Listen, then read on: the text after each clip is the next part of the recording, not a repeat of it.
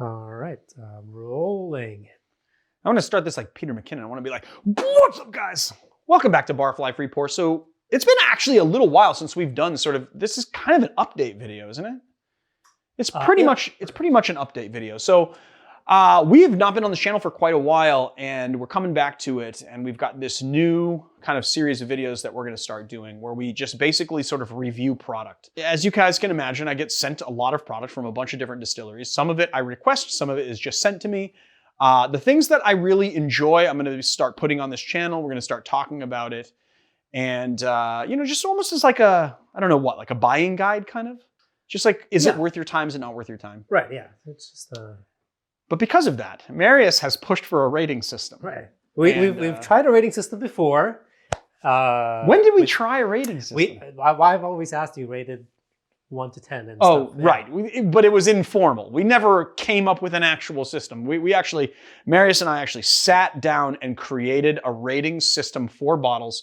And I wanted to tell you guys a little bit about it so that you understand what's happening going forward, because there's going to be a few different videos coming out that relies on this rating system.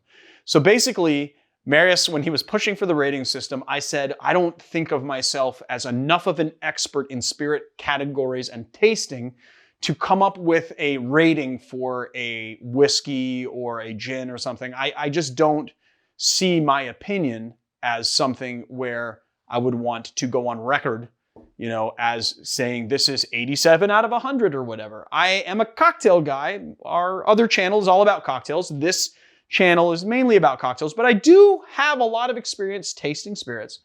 So we decided to come up with a rating system that made a little bit more sense for kind of my expertise and what I do, right?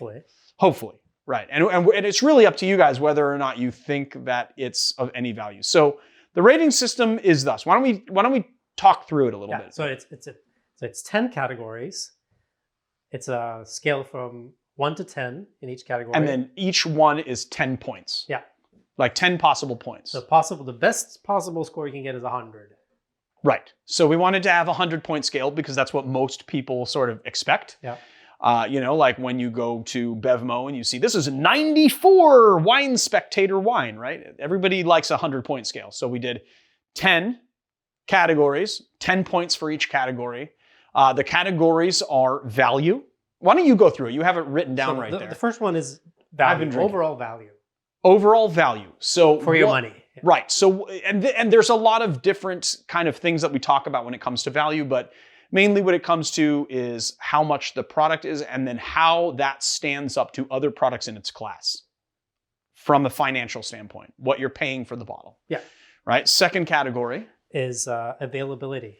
Availability is really important. This is something that I struggle with on The Educated Barfly and here a lot of the time. Like, is it available in your country? Is it widely available? Is it not so widely available? So when we do stuff that is more craft distilleries and you know, micro distilleries and people doing things on a small scale that are usually like locally sourced ingredients, those are going to be less available, say in Europe or somewhere than, or even in some of the States, than other products like, let's say, Campari or Buffalo Trace or Jim Beam, things that are widely available. So I think that's a pretty good, you know, thing to rate it on, because then you guys will get an idea if it's available in your area or how hard it's going to be able to source the product. Yeah. And then the cocktail viability. Cocktail viability. So this channel, I mean, this channel is not all about cocktails, but The Educated Barfly is all about cocktails, and we are sort of all about cocktails. So is this something that's going to go well in cocktails is a very, I think, fair question. And so we kind of rate it based on that, which yeah. So that's that. I think that category speaks for itself. Hopefully, yeah. And then branding is another one. Branding. So, you know, we talk about this in one of the first videos, but really branding is what sells the product. Is it eye-catching? Is it not? Does it tell the story? You know, we are, as human beings, story-driven beings, and we really like to have a good story. A good story is what sells products, and the branding is really the representation of that story. So we kind of rated on that. I think that branding is really, really, really important because it is something that will make a product iconic or something that will make a product fail, you know, really. And it's subjective. This is what we think. Like, is this attractive? Right. This is just my opinion and our opinion alone. Yeah. Bottle design. Bottle design is also something that I, as a bartender, have always kind of considered because, is it something that, is applicable in the bar? Is it something that's easy to use? Is it something that feels good in your hand? Is it something that looks good? Is it, again, indicative of the story of the brand itself? Is this something that's better on the back shelf? And then how does that relate to home use, for you guys that are just, sourcing spirits to collect and drink at home? Brand story. Brand story is, we Distillery kind of story. already touched on it, but basically, the story of the brand is really what's going to attract you to it. And so does it have a good brand story? Yeah, it speaks for itself, that one. Yeah, that one speaks for itself. And then overall in category. Overall in category is my opinion on how it rates against all of the other spirits in its category. Yeah. There's a lot of different variables inside a rye whiskey. What's the percentage of rye? What's the percentage of corn? What's the percentage of barley? How old is the product? How much has it been aged? How has it been rested? What kind of barrel it's used? Like there's all these different variables for a lot of different spirits. And what we found in one of the videos is that it should be, if you were to do a blind tasting and you knew nothing of the variables of its like any of those variables, if you knew nothing about them and you were just judging it as the category of spirit that it is, whether it's just gin or rye. Someone just said, here's a rye in a glass and you tasted it, how would you rate it? And that's how we're going to try and approach it. So not taking all of those nuanced variables, just in the broad category that it is, how does it rate against the other things that you've tasted in that, or that I've tasted in that category? Yeah.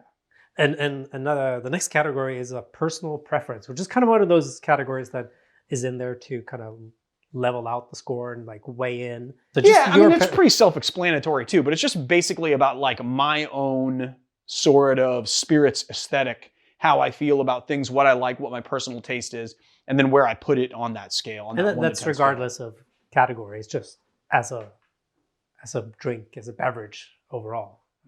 Right. Yeah, I guess as a beverage overall. Yeah. Just like as an alcoholic beverage, how does this rate on a scale of 1 to 10?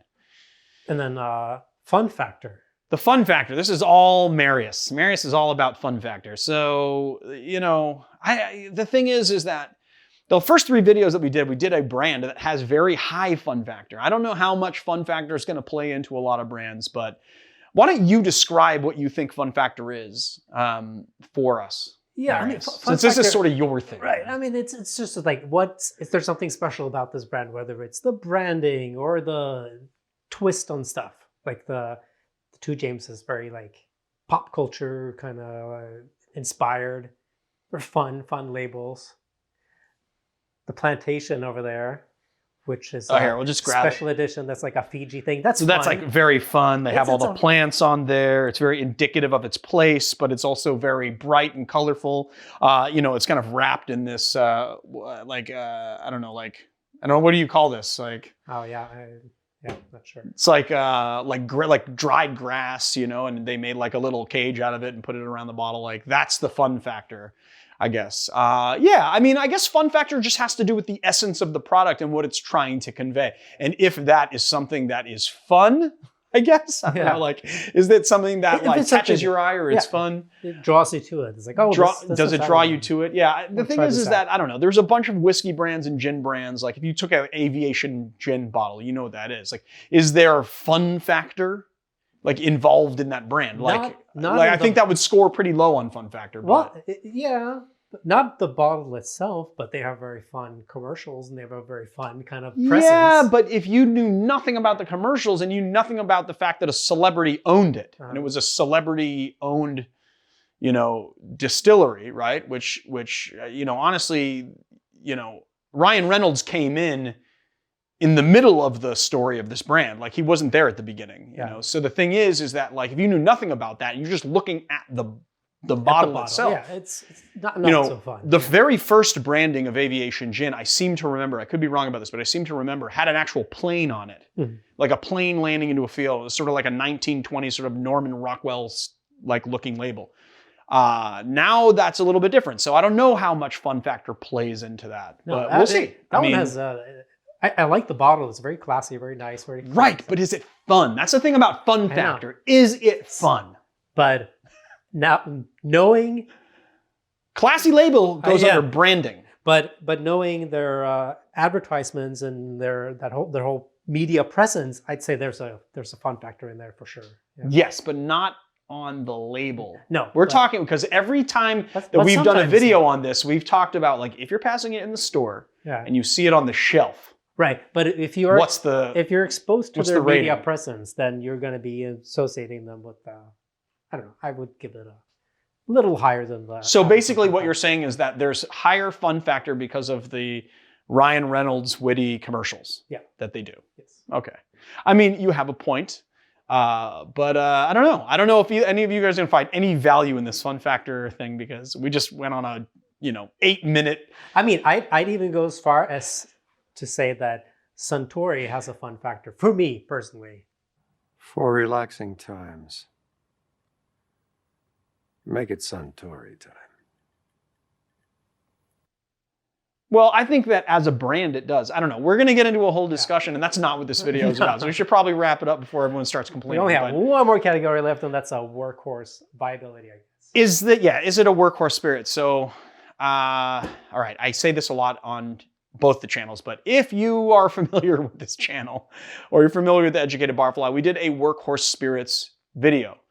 You should go watch it if you haven't seen it. But basically what a workhorse spirit is, for those of you that don't know what I'm talking about, is something that is readily available, something that is high quality and low cost and readily available so that you can replace it. So these would be, in a bar, these would be your well spirits. These are the things that are in your well that you use for most of the drinks or cocktails that you make. And they are cheap enough that they can be replaced without thinking about it. That is what a workhorse spirit is. So what is the viability? So, a lot of things play into that category. The price plays into that category. Well, the price mainly plays into that. Mainly it's the price that plays into that category. But then also, like, is it high quality enough to be a workhorse spirit? Because even if it's really cheap, if it's cheap and it's gross, then it's not gonna be a workhorse spirit. This is a bottle that you go to time and time again. It's one of your staples. An everyday drinker is what they would call it. And like, if you were a bourbon aficionado, that's your everyday drinker. Yeah. So that's our rating system. I hope you guys like it. I don't know if you guys will find value in it. Please comment below. I'm sure that this will generate a fair amount of comments just based on this whole rating system. But wait and see. And ideas. If you guys have ideas, please share. Yeah, but watch a couple of videos where we put the rating system to use before you say this has no value. So yeah. But yeah. Yes. I mean, but I think that, honestly, what we've gone through in this video, I think people are going to have a lot of opinions about it. And some people might have some ideas that I would love to hear. If there's any ideas that you have to be able to sharpen this rating system up, yeah, definitely hit us up. You guys know that we read all the comments. We favorite and comment back on most of them anyway. So, all right, guys. Well, hope you liked this video, and I'll see you guys on another time.